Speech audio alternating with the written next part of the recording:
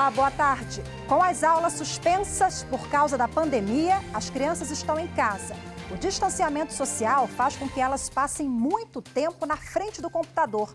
A internet, ao mesmo tempo que distrai, também pode ser a porta de entrada para a ação de pedófilos, por exemplo. No Jornal da Justiça de hoje, vamos falar sobre como lidar com o conteúdo impróprio, que muitas vezes é acessado por crianças e adolescentes.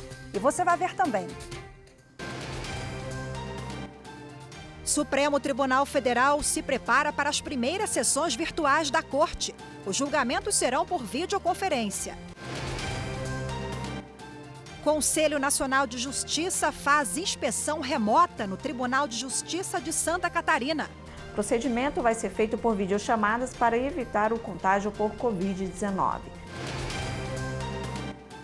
E ainda, no Distrito Federal, começa o trabalho de desinfecção das alas do Presídio da Papuda. São 18 agentes penitenciários e 20 detentos contaminados pela Covid-19.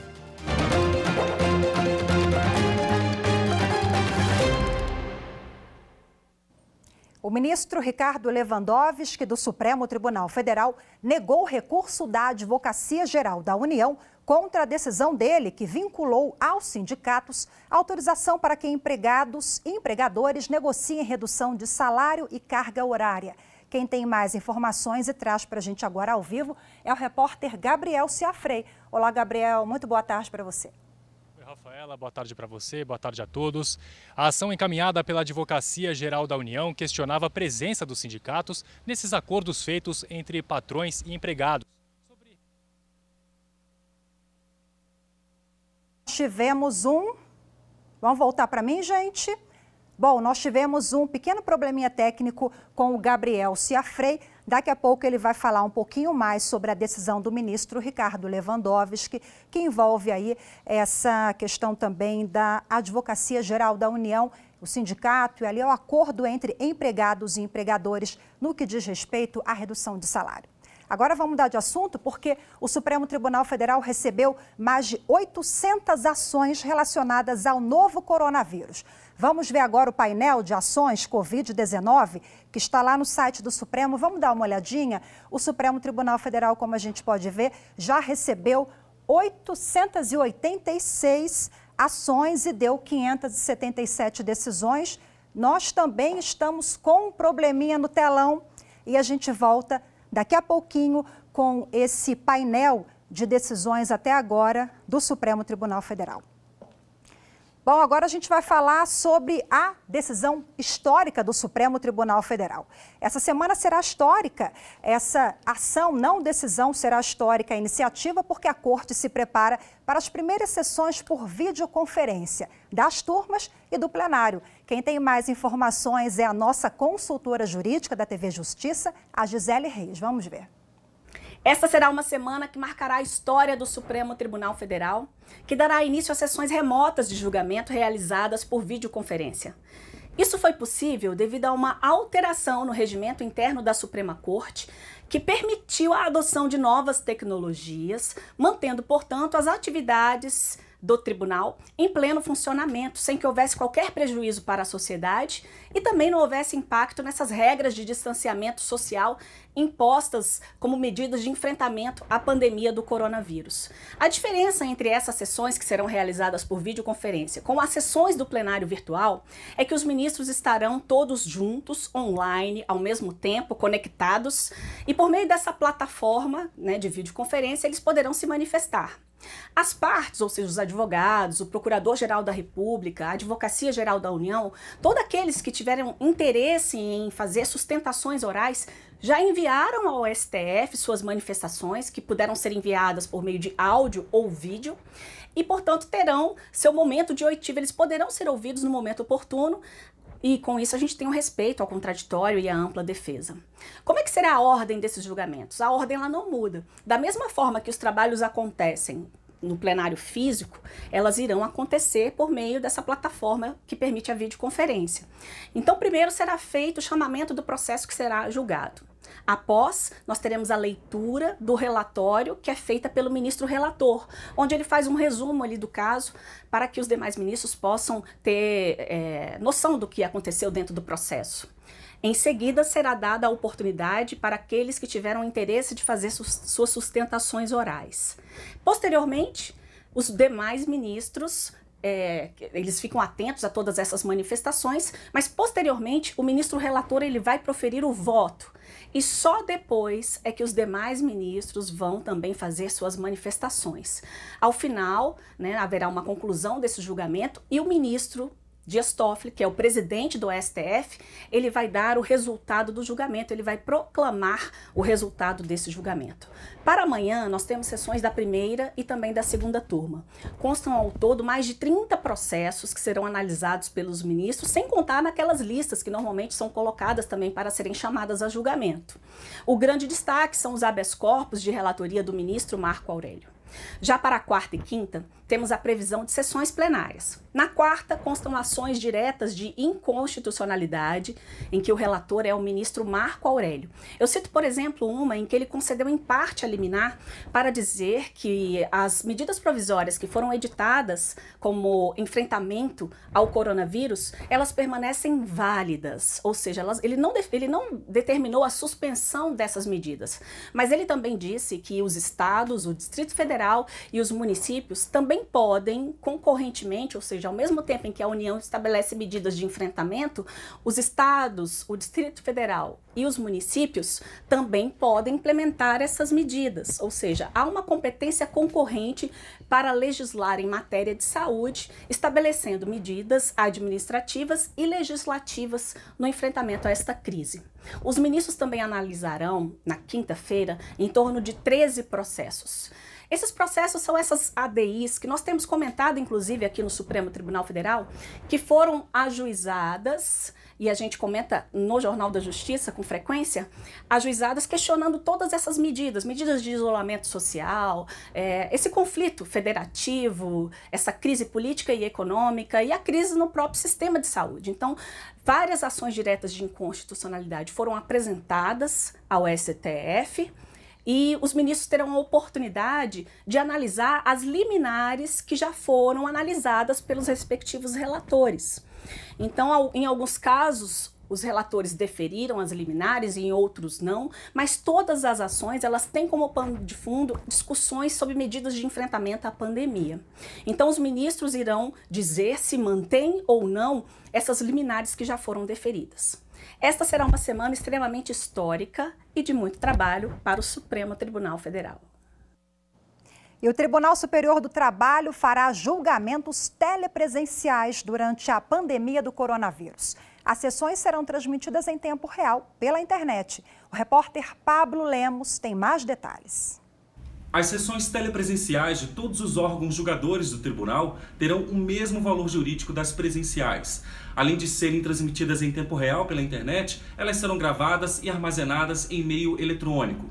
O calendário das sessões ainda será divulgado pela presidente do TST, ministra Maria Cristina Peduzzi. A Secretaria de Tecnologia da Informação já está adequando todo o sistema para a utilização por magistrados, membros do Ministério Público do Trabalho, advogados e servidores. O Conselho Nacional de Justiça determinou que tribunais de todo o país passem a divulgar canais de denúncia de violência doméstica. A ideia é que, mesmo durante o período de isolamento social, a mulher saiba onde denunciar. Atualmente já existem meios não presenciais de denúncia, como telefone, e-mail e até aplicativos de mensagens instantâneas. A medida leva em conta um levantamento da ONU Mulher. Segundo a Organização das Nações Unidas, a demanda pelo Disque 180, canal do governo para a violência doméstica, aumentou 18% nas últimas semanas. Diante disso, o Poder Judiciário, sob orientação do CNJ, também tem analisado com urgência pedidos de medidas protetivas. A Coordenadoria Estadual da Mulher em Situação de Violência Doméstica e Familiar do Rio Grande do Sul reafirma a importância da denúncia para diminuir os índices de agressão contra a mulher. Veja agora na reportagem de Paola Marcon. Mesmo em tempos de isolamento social, as mulheres vítimas de agressões não podem se calar. Quem está sofrendo algum tipo de abuso, seja físico ou psicológico, pode e deve procurar ajuda e denunciar o agressor. A Coordenadoria Estadual da Mulher em Situação de Violência Doméstica e Familiar do Rio Grande do Sul explica como os procedimentos estão sendo realizados neste período de trabalho remoto durante a quarentena. As delegacias de polícias estão encaminhando para cada comarca as medidas protetivas via e-mail. Essas medidas protetivas elas chegam aos magistrados e estão sendo dado um pronto atendimento. Em razão de todo esse problema da pandemia, do vírus, da Covid-19, foi que teve um decréscimo no ajuizamento de medidas protetivas. Mas isso se deve não porque a violência doméstica contra a mulher diminuiu, mas sim porque eu vejo que as mulheres e os cidadãos eles estão tendo mais dificuldade de ir numa delegacia de polícia. Mas é muito importante que nós estamos vivendo numa situação de urgência. Nós temos dois valores que estão em jogo, o primeiro da saúde, mas também da violência. Por isso que todo mundo que é vítima de uma violência doméstica, mulher ou um cidadão que presencie, deve sim reclamar, deve sim procurar uma delegacia de polícia. A Central de Atendimento à Mulher funciona 24 horas por dia, pelo telefone 180, recebendo ligações de qualquer lugar do país. A ligação é gratuita de telefone fixo ou celular. E começa hoje a inspeção remota no Tribunal de Justiça de Santa Catarina pela Corregedoria do Conselho Nacional de Justiça. A fiscalização faz parte de um cronograma de fiscalização estabelecido mesmo antes da pandemia. A inspeção nos tribunais, estabelecida em 2 portarias do Conselho Nacional de Justiça, tem o objetivo de apurar fatos relacionados ao funcionamento da Justiça, mesmo que não haja evidências de irregularidades. A inspeção no Tribunal de Justiça de Santa Catarina começa hoje e termina na próxima sexta-feira, dia 17. O procedimento vai ser feito por videochamadas para evitar o contágio por Covid-19. O CNJ determina que ao menos um servidor do Tribunal Estadual esteja presente para prestar informações à equipe de inspeção. A Corregedoria do CNJ já passou por 4 tribunais regionais federais, 22 tribunais estaduais e do Distrito Federal. E neste período de isolamento social, a Justiça do Mato Grosso mantém o compromisso de continuar o trabalho e resguardar a saúde de todos. Veja só o que disse o juiz da comarca de Nova Canaã do Norte. Nós do Poder Judiciário estamos fazendo a nossa parte, nos mantendo em casa e seguindo as recomendações das autoridades de saúde que governam o país. Também não estamos deixando que a atividade jurisdicional seja descontinuada, pois estamos trabalhando em regime de teletrabalho. Veja a seguir os perigos da internet, o que os adultos devem fazer para proteger crianças e adolescentes. Esse é assunto para o próximo bloco. Continue com a gente. Justiça é você fazer a coisa certa, né? Beneficiar de uma forma correta, certa.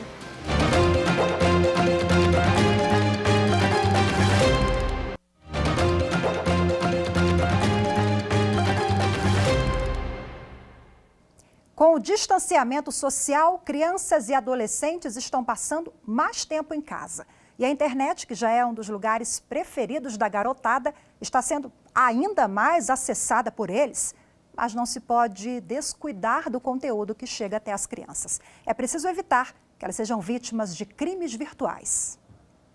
Além de brincar de boneca, Lara, de 8 anos, adora usar o smartphone. Redes sociais, vídeos no YouTube, não importa. A pequena está sempre conectada. Mas em casa as regras são rígidas quanto ao conteúdo que ela acessa. Tudo quem gerencia sou eu. Nenhum dos vídeos que possui lá na plataforma dela é ela que coloca sem nenhum controle, tudo eu que estou ali gerenciando. Lara não está sozinha nessa. Segundo o levantamento do Comitê Gestor da Internet no Brasil, 8 em cada 10 crianças e adolescentes estão online. 24 milhões de usuários brasileiros têm entre 9 e 17 anos. Quanto mais acesso à internet, mais exposição também à violência. A mesma pesquisa aponta que 26% dos jovens disseram ter sido vítimas de cyberbullying. 16% acessaram imagens ou vídeos de conteúdo sexual e 11% tiveram experiências com o uso de drogas. Impor limite é importante, mas para esta pedagoga dar o exemplo aos filhos, na maioria das vezes, é ainda mais eficaz. As crianças, elas aprendem pelo exemplo. Então, em casa, procure não ficar demasiadamente tempo na internet, nas mensagens.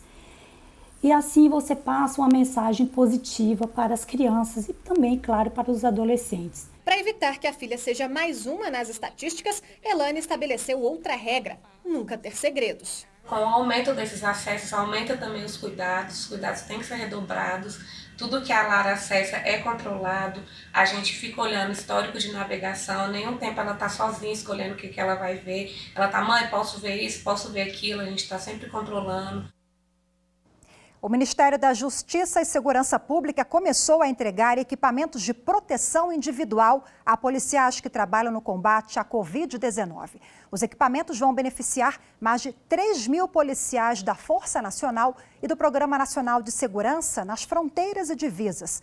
O investimento do Ministério da Justiça e Segurança Pública é de R$ 2.500.000. Com esse dinheiro, serão comprados 3 mil óculos, álcool gel, 530 máscaras e 20 mil luvas. O Ministério da Justiça também pretende comprar equipamentos de proteção e enviar para os 26 estados e o Distrito Federal.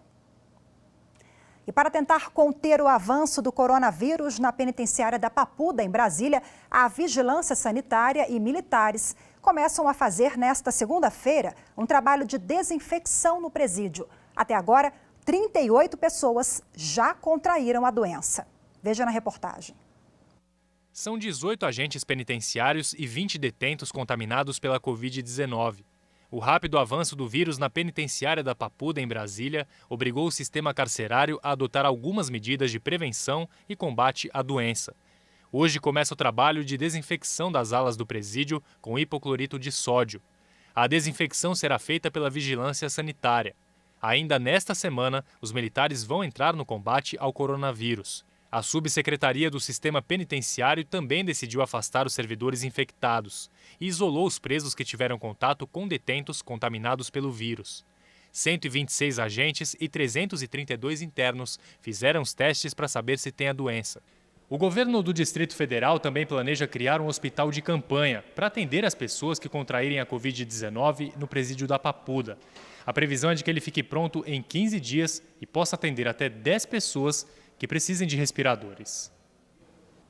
E você vai ver no próximo bloco, excesso de peso nas estradas pode gerar multa administrativa e judicial. Os detalhes em instantes, continue com a gente. Justiça é você dar o que merece, sabe fazer o bem a quem merece.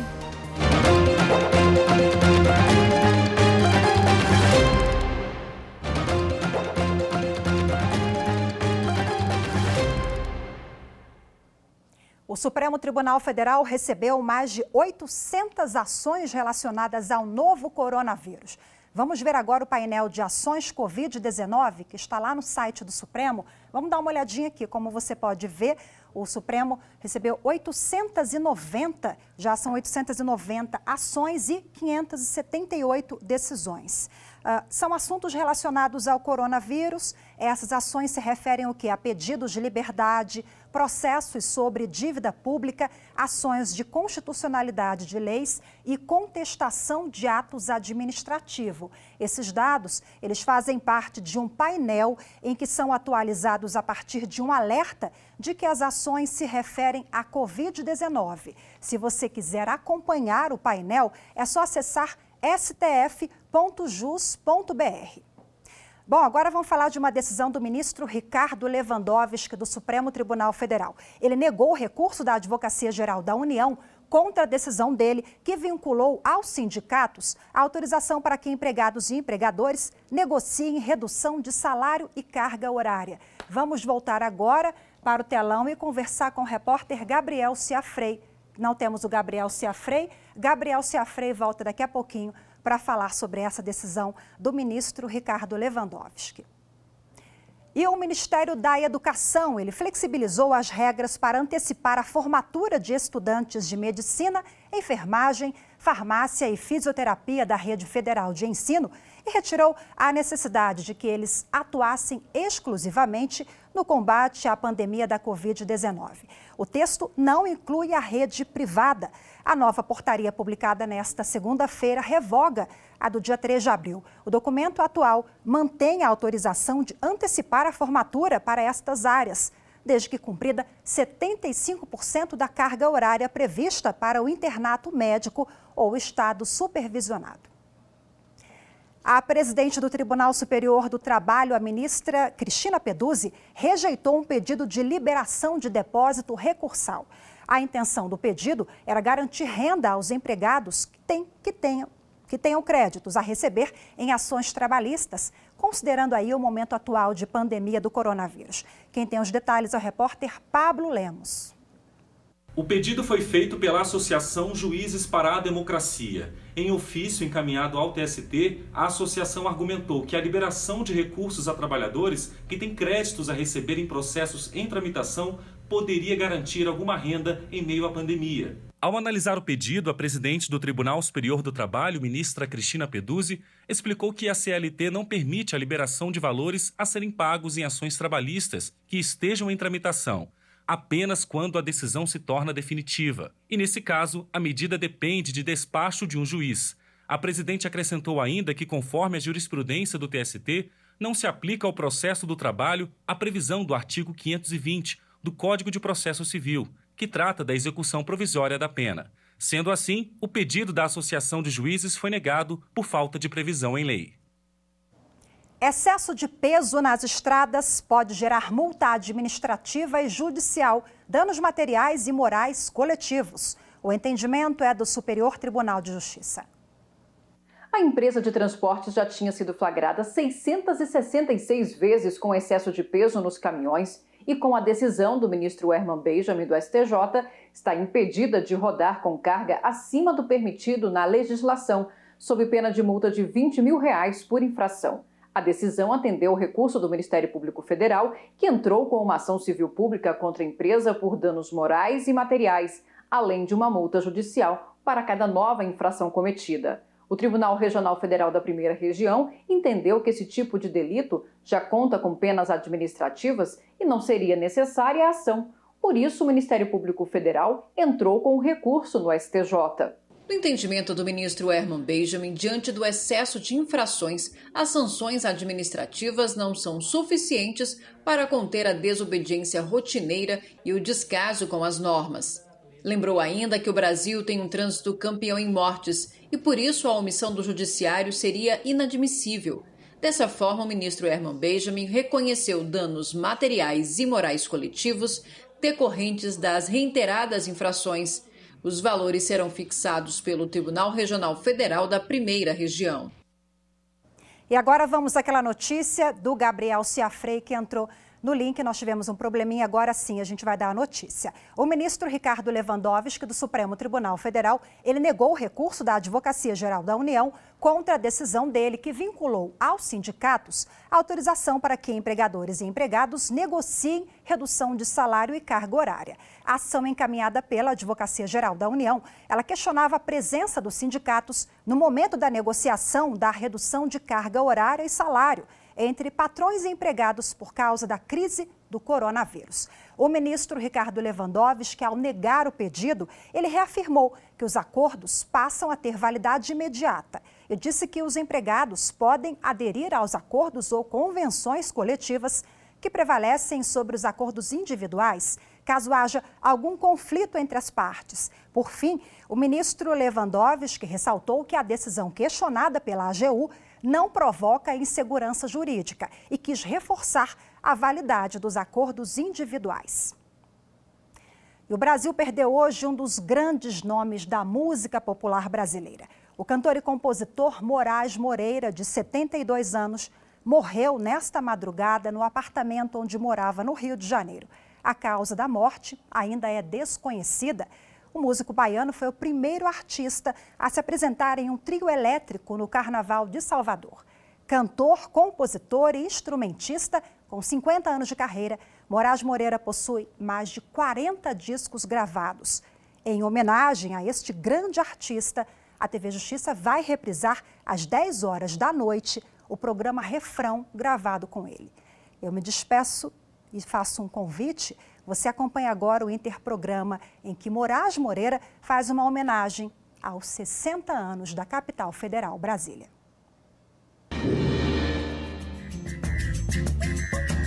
Uma cidade linda. Eu passo na frente do Palácio da Alvorada, eu acho lindo. Eu vou lá naquele parque lá da ponte, fico ali meditando. Gosto daqui, sei do lado da espiritualidade que aqui tem. Então eu fico buscando essas coisas.